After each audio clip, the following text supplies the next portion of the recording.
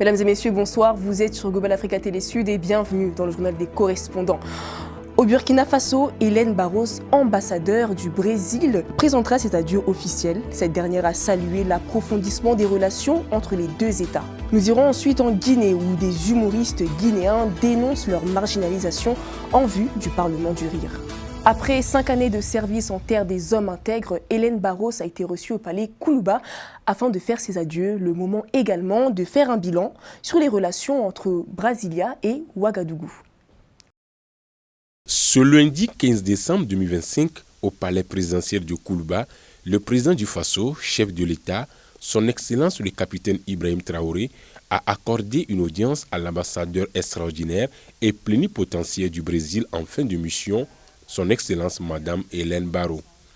Après 5 années passées au Burkina Faso, la diplomate brésilienne est venue faire ses adieux officiels et dresser le bilan de la coopération entre les deux pays. Après 5 ans au Burkina Faso, et je lui ai dit que le Burkina, ça va me manquer déjà.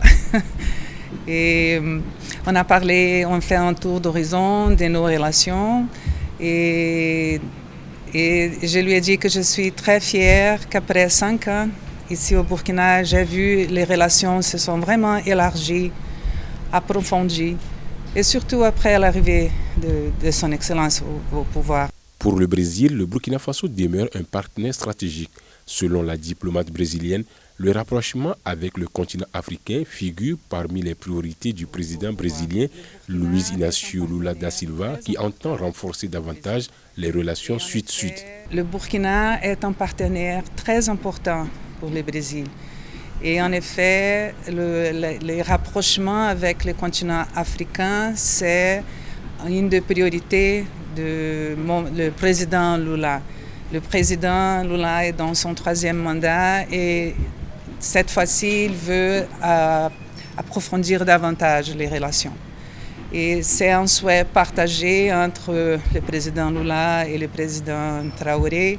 Et on est très content qu'avec leur relation personnelle, que ça puisse aider davantage. En fin de mission, Mme Hélène Barros dit quitter le Burkina Faso avec le sentiment du devoir accompli.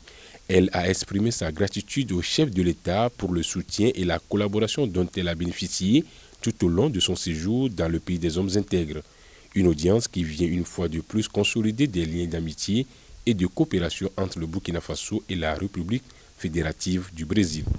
Et alors que Conakry se prépare pour le Parlement du Rire, plusieurs humoristes guinéens dénoncent un manque de considération envers les artistes locaux. Un reportage signé Mamadou Mouktar Soirée.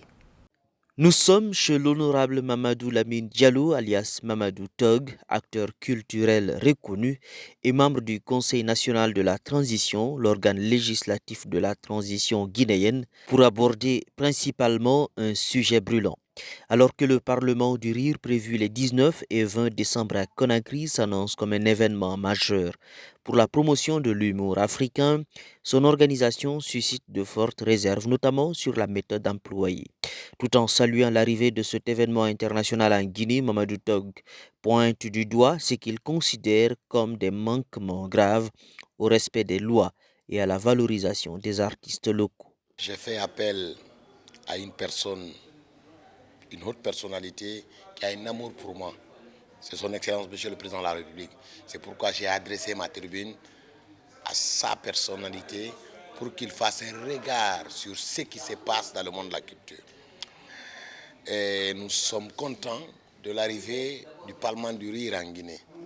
C'est un grand événement, c'est une grosse ouverture, c'est une grosse promotion pour la Guinée et pour les Guinéens.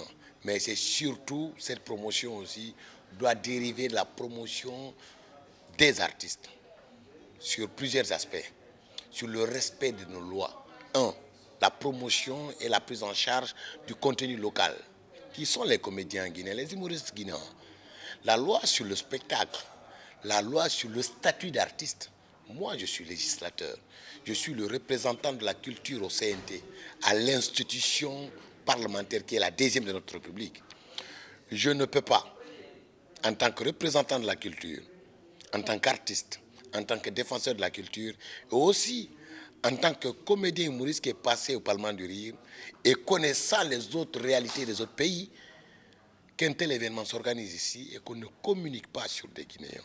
Se présentant à la fois comme artiste, défenseur de la culture et ancien participant au Parlement du Rire, l'honorable Mamadou Lamine Diallo, alias Mamadou Tog, affirme avoir interpellé directement le président de la République afin qu'un regard particulier soit porté sur la situation du monde culturel guinéen.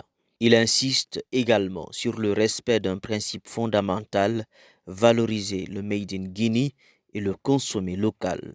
Mais la seule chose que je demande, qu'on associe les humoristes guinéens.